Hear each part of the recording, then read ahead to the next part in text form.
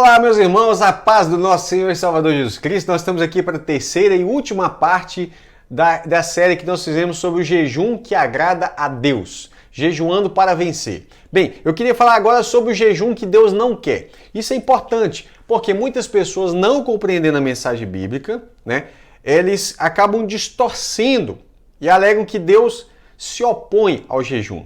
Não é apenas o jejum. Qualquer coisa que a pessoa fizer com o coração inclinado para o mal, vai ser rejeitada por Deus. Pode ter certeza. Até a oferta. Vou te dar um exemplo. Mateus 5, 23 ao 24. Portanto, se estiver trazendo a sua oferta ao altar e lá se lembrar que o seu irmão tem alguma coisa contra você, deixe diante do altar a sua oferta. Se você não deixar, Deus não vai aceitar essa oferta. Deixe diante do altar. Vá primeiro reconciliar-te com o seu irmão, então volte e faça a sua oferta. Se o povo ficasse entregando a sua oferta sem reconciliar com o seu irmão, o que Deus diria? É isso que você chama de oferta? Você está achando que isso aí que eu quero? Eu quero primeiro que você reconcilie com o seu irmão. Isso seria uma oferta agradável. É isso que Deus está falando também acerca do jejum. Então, algumas pessoas não compreendendo a mensagem bíblica, o contexto, eles acabam dizendo, não, Deus se opõe ao jejum nos dias de hoje. Isso, evidentemente, vai entrar em contradição com toda a palavra de Deus, tá? E essas pessoas vão dizer, não, o jejum hoje é só uma realidade espiritual. Irmãos, isso vai contrariar o que está de fato escrito. Então vamos direto para o texto onde eles usam, para tentar um texto. Mostrei 1 milhão de textos aqui, onde a Bíblia fala no Antigo, no Novo Testamento, durante o período do nascimento de Cristo, durante o período de Atos dos Apóstolos e até depois. Nós mostramos muitas e muitas referências no Antigo e no Novo Testamento sobre o jejum, as motivações, e eu queria mostrar o seguinte. Esse texto de Isaías é o tal do texto, como se diz, um checkmate para aqueles preguiçosos que não querem ter uma vida de santidade com Deus e alegam que o jejum é só uma realidade espiritual. Vamos ler o texto e o contexto para você entender que Deus não estava se opondo ao jejum, na verdade, Deus estava se opondo aos hipócritas, porque os israelitas estavam sendo hipócritas, querendo se aproximar de Deus por meio de jejum, porque eles sabiam que essa é uma forma de se aproximar de Deus, porém, eles estavam vivendo, na verdade, uma vida totalmente distante de Deus, e é por isso que Deus se opõe a esse jejum que eles estavam fazendo. Isaías 58, versos 3 ao 9. Acompanha comigo, que fala assim, que eles estavam dizendo o seguinte: por que jejuamos? Eles estão questionando a Deus. Por que jejuamos e tu nem notas? Por quê? Eles sabem que o jejum atraía a atenção de Deus. Então por que nós estamos jejuando e o Senhor não está notando? Por que nos humilhamos se tu nem leva isso em conta?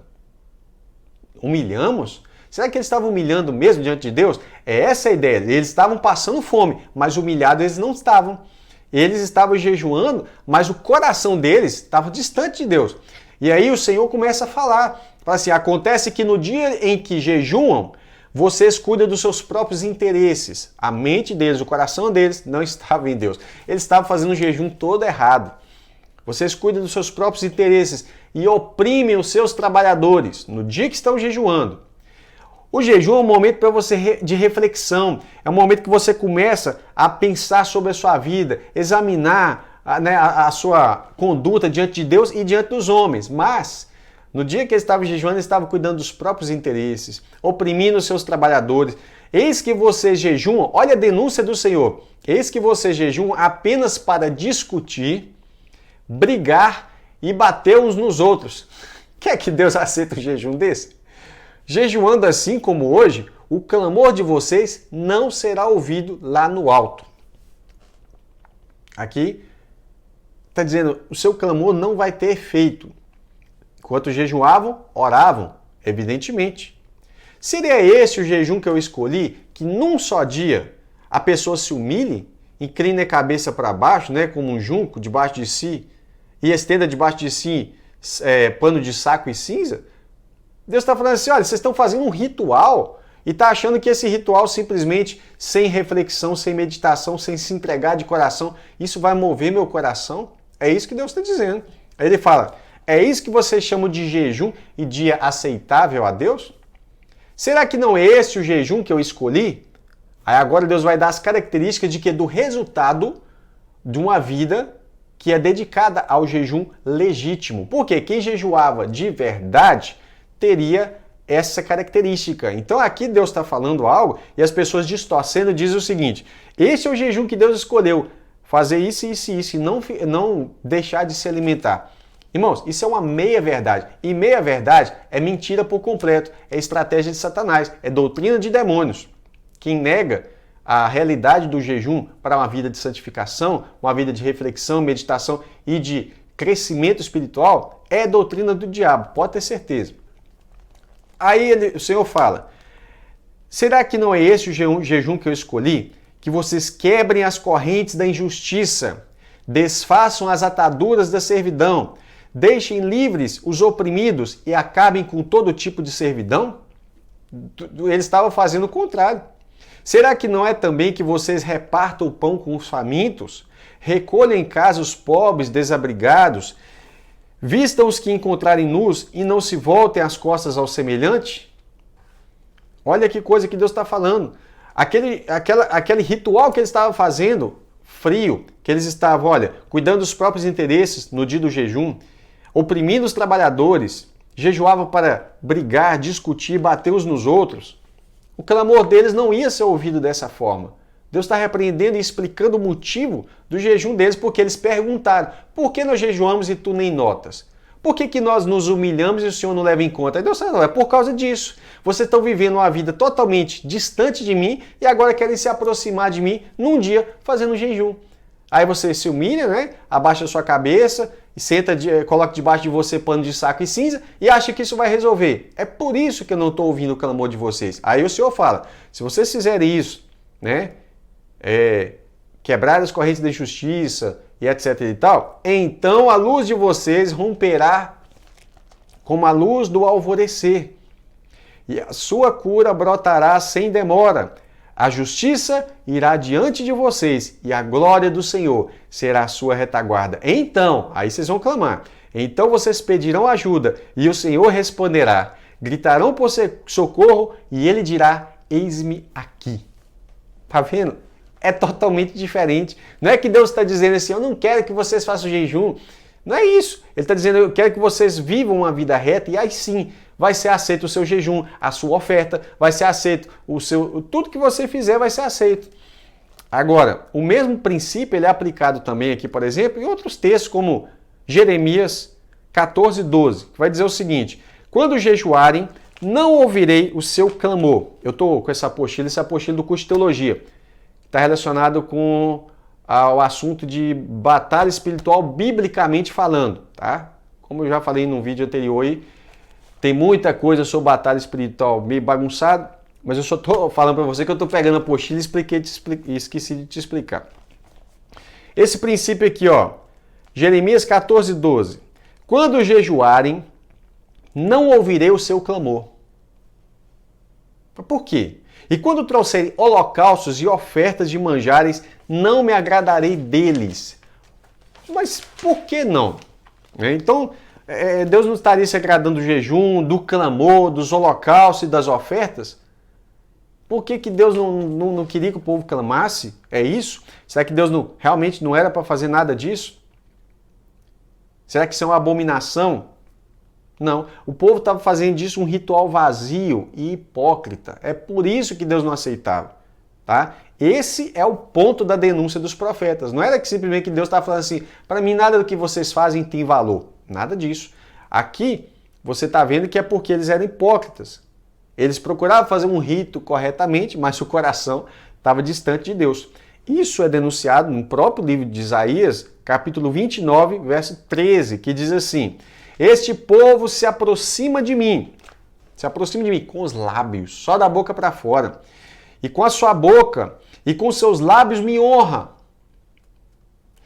Irmãos, que nós não venhamos ser assim. Esse povo se aproxima de mim com sua boca e com seus lábios me honra, mas o seu coração está distante de mim. E o seu temor para comigo consiste só em mandamentos de homens que maquinalmente aprendeu. Então, essas pessoas elas estavam sendo hipócritas, estavam seguindo coisas para agradar homens. É o que Jesus vai denunciar no jejum, em que eles deixava o seu rosto entristecido, demonstrando que estava jejuando. Isso não agrada a Deus, tá ok? Então o jejum que agrada a Deus, ele tem que estar acompanhado de oração, de arrependimento, de reflexão profunda sobre a sua situação, sobre o seu estado diante de Deus e diante dos homens. Eu vou parafrasear o apóstolo Paulo aqui. É como se ele dissesse assim também: ainda que eu jejuasse a vida inteira e não tivesse amor, eu nada seria. Paulo falou sobre outras coisas. Ainda que eu fizesse isso, se eu não tiver amor, eu não sou nada. Deus falaria, é o que falou lá com o povo lá em Isaías. Não adianta vocês jejuarem. Vocês não estão agindo com amor, está faltando amor. Nada que nós fazemos na obra de Deus, se não tiver amor, não vale nada. Esse é o grande X da questão. Alguns procurando uma maneira de não jejuar, veem na palavra de Jesus, né, uma suposta negação ao jejum. Isso é claro, não passa de uma má interpretação. Isso tem em Mateus 9, 14 e 15. Porque os discípulos de João, eles chegam e falam assim: por que nós e os fariseus jejuamos muitas vezes? É uma prática. João Batista era um homem de Deus, ou não? Né? E aí eles perguntam e Jesus fala assim: como podem os convidados para o casamento estarem tristes enquanto o noivo está com eles? No entanto, Jesus continua, ele não para aqui, ele fala: virão dias em que o noivo vai ser tirado e eles então jejuarão. Aqui fica claro, ok? Que Jesus esperava que os crentes jejuassem após a sua partida. Então, os dias da ausência do noivo é desde a ascensão de Cristo ao céu até a sua volta, certo? Então, assim, para que nós jejuamos hoje? É um sinal de que o crente está esperando a volta do Senhor, tá? É uma preparação nossa espiritual para a vinda do Senhor. É um sinal de tristeza pelo pecado, a decadência moral desse mundo, tá?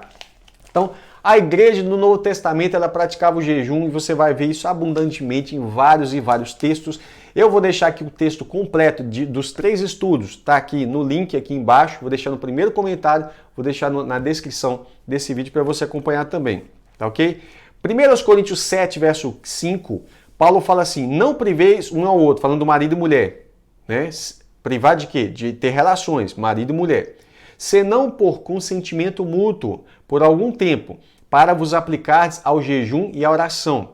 E depois ajuntai-vos outra vez, para que Satanás não vos tente pela incontinência. Detalhe, algumas bíblias você vai ver que não tem a palavra ao jejum, tá? Eu estou usando aqui a Almeida Corrigida e Fiel.